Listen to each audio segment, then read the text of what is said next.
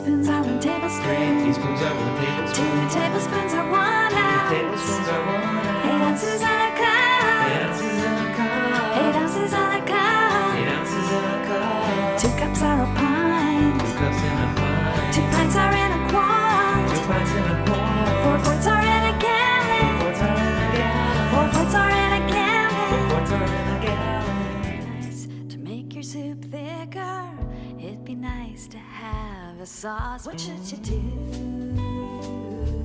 You should make a roux.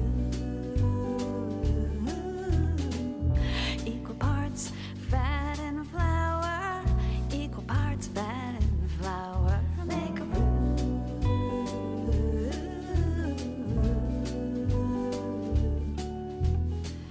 Heat the fat till it's melted. Add the flour all at once.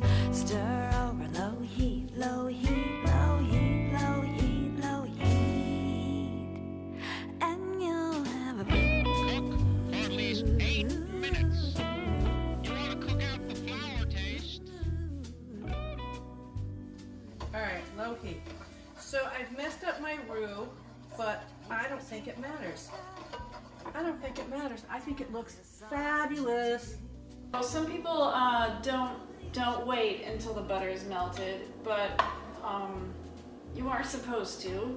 8 minutes. I believe we're going to have to let this simmer for 8 minutes. So this is your first time on 3 teaspoons or 1 tablespoon. I am Big Sis. We are singing along each episode to one of Little Sis's Chef Do Re Mi cooking technique songs, and today is a roux. Really looks lovely. So I'm gonna cook it, it just depends on how big your roux is, how much you're making, how nutty do you want the flavor. Some recipes like gumbo, roux is a really big deal in gumbo, and they cook it a long time. It gets very, very nutty. I'm kind of proud of myself because I made my own chicken stock yesterday. We're still during the pandemic, and so I sent himself out to get me a rotisserie chicken, but I knew he wasn't going to be able to because elder hour, there's no rotisserie chickens done at 7 in the morning. So I said, just get me a whole chicken, and by gosh, I'll roast it on a Garten's recipe, and then I'll make stock with the carcass, which is what I did. Lovely stock, and I have drippings. Drippings, yeah, they don't look too good, but they taste good. Drippings are when you get up the goodie in the bottom of the roasting pan. I believe the technical term is frond or fond. I think it's frond. But everybody's grandma in the Midwest just called it the goodie. So I've got my goodie, I've got my homemade stock, and I'm feeling pretty good about this, even though I did my roux bass-ackwards. I like to follow the rules. And hey, you know what I do for my salt and pepper? I mix it together. I put oh wow, it's kind of dirty. I put 2 tablespoons of pepper and then about 4 tablespoons of salt, because so often recipes say, oh, you need a half a teaspoon of salt and a 1/4 teaspoon of pepper. So I've got it already made. So salt and pepper, done. Some people are more adventurous than I, and they kind of just do their own thing. You know the difference between a home cook and a culinary school grad? Culinary school grads can only make one thing at a time. A home cook can make 5 dishes for 8 people, all be ready at the same time. And I'm going to taste it to make sure I got all the flour taste out of it. That's what you're looking for. You want to get rid of the flour taste. So let's see. I can still taste the flour. All right, so now I've got really dark, flavorful roux. I'll start putting in my homemade stock. But because I'm making a white sauce, I don't want my roux to get too dark. So I am being pretty careful here. I'm going to turn down the heat. All right, potatoes, no, not done. Carrots, no, not done. Hard. My goodness gracious. This is such a nice roux. I'm going to have to give this a taste. It might be a tad too flavorful, in which case I'll just add some milk.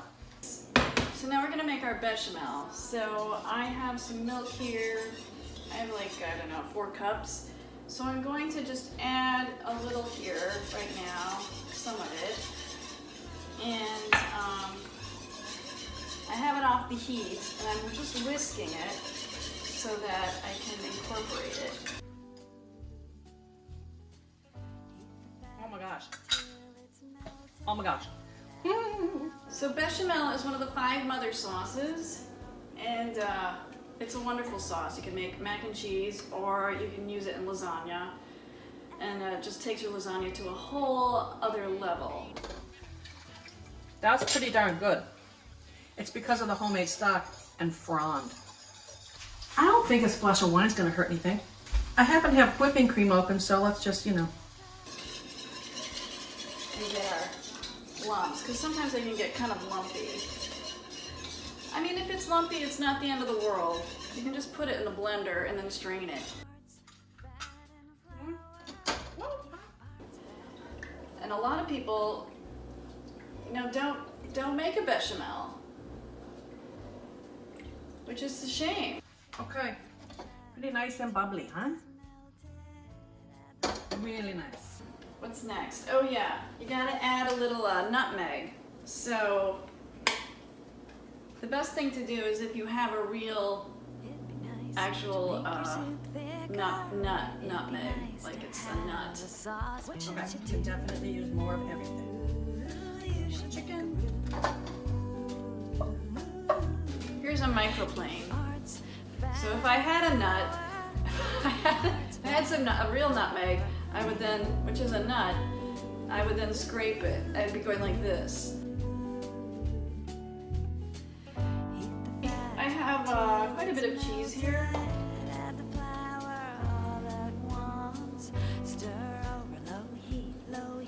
That's good.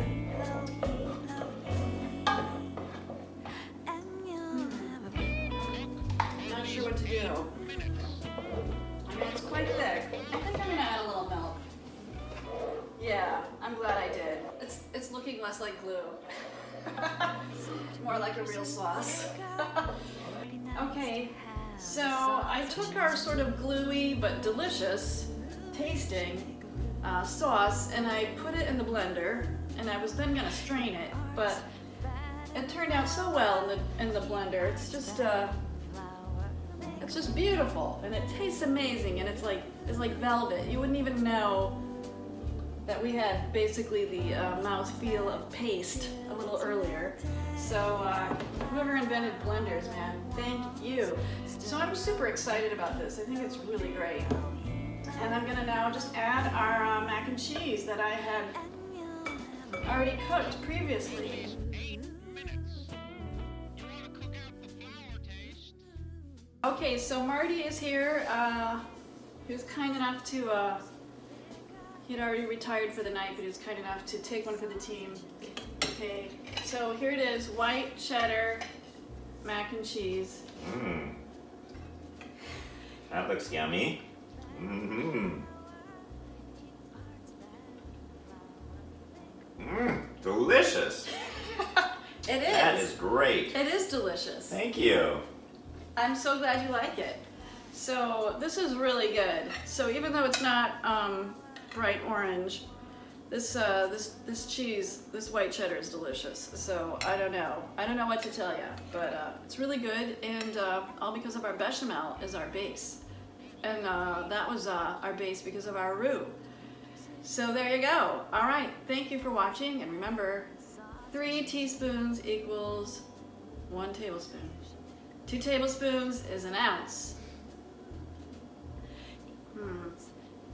What else happens after that? Oh, it's getting late. I can't remember my song. Teaspoons are 1 tablespoon. Teaspoons are 1 tablespoon. 2 tablespoons are 1 ounce. Tablespoons are 1 8 ounce. ounces on a cup. 8 ounces in a cup. 8 ounces on a cup. 8 ounces in a cup. 2 cups are a pint. 2 cups in a pint. 2 pints are in a quart. 2 pints in a quart.